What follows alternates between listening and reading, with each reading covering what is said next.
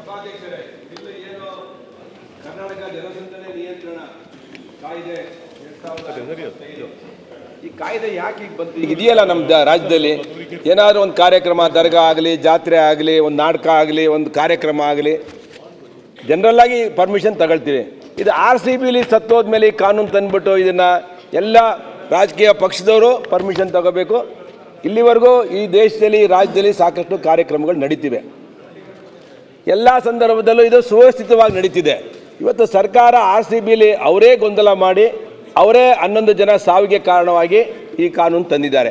ಇದು ಇಂದಿರಾ ಗಾಂಧಿ ಎಮರ್ಜೆನ್ಸಿ ಇದೆಯಲ್ಲ, ಆ ಥರ ಇದೆ ಕಾನೂನು. ಬೇಕಾ ಬೇಡವಾ? ಅಲ್ಲ, ಇಂದಿರಾ ಗಾಂಧಿ ಅವ್ರು ಎಮರ್ಜೆನ್ಸಿಲಿ ಹಾಕಿದ್ರಲ್ಲ, ಬೇಕಾ ಬೇಡವಾ?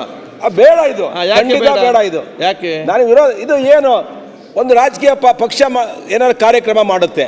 ಈಗ ನಾವೇ ಒಂದು ಹೋರಾಟ ಮಾಡಿದೋ, ತುಮಕೂರಿನಲ್ಲಿ ಲಿಂಕ್ ಕೆನಾಲ್ಗೆ ಹೋರಾಟ ಮಾಡಿದೋ. ಕಾನೂನು ಬಾಹಿರವಾಗಿ ಸರ್ಕಾರ ನೀರನ್ನು ತೊಗೊಂಡೋಗ್ಬೇಕು ಅಂತೇಳಿ ಹೊರಟ್ಬಿಡ್ತು. 25,000 ಜನ ವಾಲಂಟ್ರಿಯಾಗಿ ಬಂದರು. ನಾನೇ ಅದನ್ನು ಮುಂದಾಳತ್ವ ವಹಿಸಿದ್ದೆ. ಅವತ್ತೇನಾದ್ರು ಸತ್ತೋಗಿದ್ರೆ ನನಗೆ 7 ವರ್ಷ ಸಜಾ ಹಾಕ್ಬಿಟ್ರೆ ಏನು ಮಾಡೋದು ಸ್ವಾಮಿ?